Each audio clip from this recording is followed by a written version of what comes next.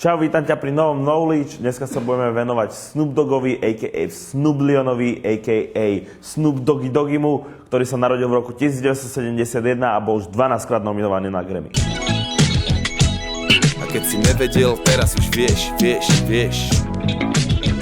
A keď si nevedel, teraz už vieš. Snoop si nechal prezvisko po svojej matke, keďže jeho otec ich opustil, keď mal 3 mesiace. Ako malý sa venoval zborovému spevu a vlastne hraniu na klavír. V 6. triede začal rapovať a Snoopy mu začali hovoriť preto, že sa podobal na túto animovanú postavičku. Po strednej bol zatknutý za držanie kokainu a tiež sa stal členom Crips. V 20 rokoch založil so svojimi bratrancami, z ktorých jeden bol Nate Dogg, a ešte s kamošom Warren G skupinu 2 Man Free, ktorú si potom všimol Dr. Dre, ktorý už bol vtedy známy producent.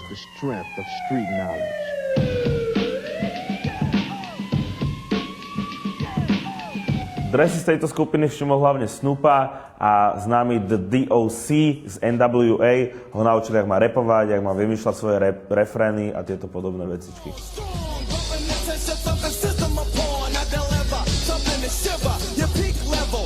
V roku 1992 už pod svojím menom Snoop Doggy Dogg podpísal zmluvu s Death Row Records a hneď začal spolupracovať s Dr. Dre.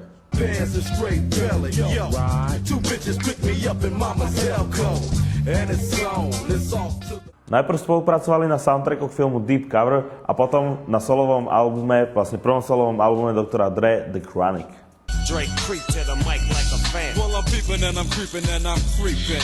But I damn near got caught cause my beeper kept beeping. Všetky tieto spolupráce viedli k tomu, že Snoop v roku 1993 vydal svoj prvý solový album The Doggy Style a ľudia chválili jeho hlas, jeho jedinečnosť a ostatný jeho štýl. What's my name?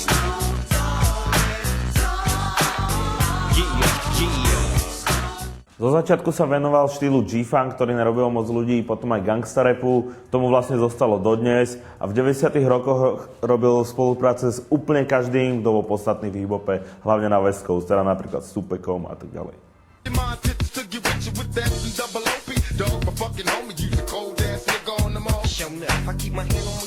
Potom, čo odišiel z Death Row, podpísal zmluvu s raperom Master P a jeho labelom No Limit, kde vydal 3 albumy, ktoré predali skoro 5 miliónov kópií.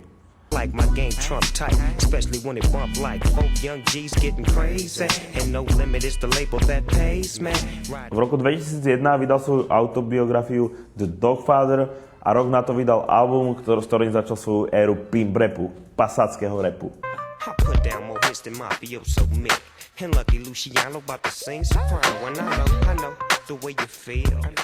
V roku 2004 zase zmenil label, skončil v Geffen Records, kde vydal svoj album R&G, čo je Rhythm and Gangstra, ktoré sa stalo 2-krát platinové.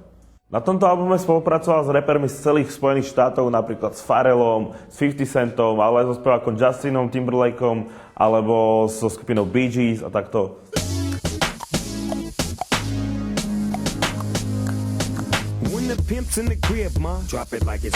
Potom sa Snoop znova spojil s Warrenom G a s Nate Doggom, aby oživili skupinu 2 Man Free a vydali album The Hard Way.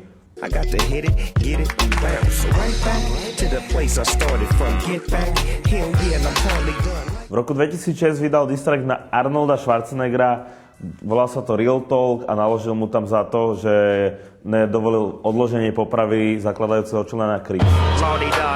Listen everybody, we do cause trouble and we shoot up the party. We got just some niggas from the LBC. Potom spolupracoval na albumoch raperov ako napríklad Ice Cube, Coolio, The Dog Pound a tak ďalej. V roku 2006 vydal album The Blue Cartman Treatment, ktorý ale začal predávať o dosť menej, bol iba zlatý, nebol ani platinový a Snoop Dogg tu vlastne hovoril o svojich pocitoch ohľadom gangu Crips a tak ďalej. Hostoval tu treba z Akon, R. Kelly alebo napríklad Damian Marley a Game.